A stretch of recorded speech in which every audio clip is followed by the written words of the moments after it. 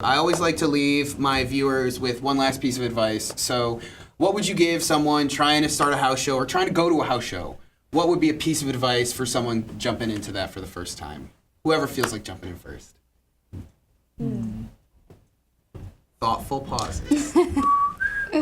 There's so many things. James, I don't know. I guess the fun thing about it is it's a space you're cultivating yourself, and you can do what you want to do, and so you should be, have fun, be imaginative, and don't compromise for what models already exist.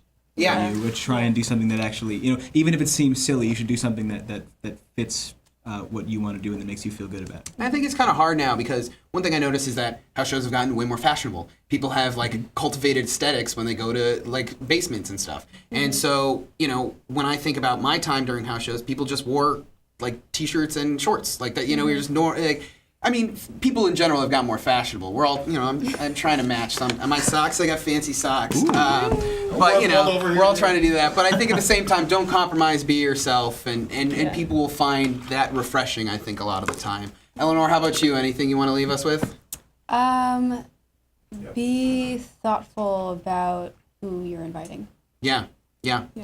Don't let toxic people in. I had a lot of toxic people who you invite in once and then never left, and it ended up having to be a whole thing to get them to not come anymore, And so if you're policing that in the first place, you're not going to wind up getting burned, Just ban the bastards. Be thoughtful about who you're not inviting to, because you are now making a community space. That's true. Yeah. That's true. Sure. You don't want to box yourself off.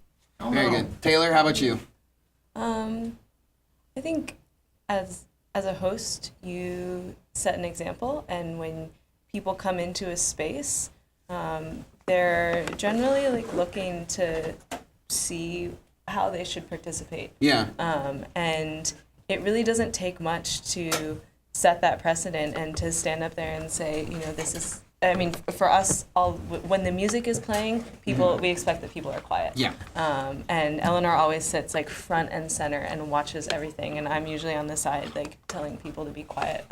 And we really like hold that and hold people to it, and it's surprising when we convey that message clearly. That people listen. Yeah. And people are willing to go along with it. Well, I think the universal message that your parents would yell at you, my house, my rules, I think stands with a house. Yeah. So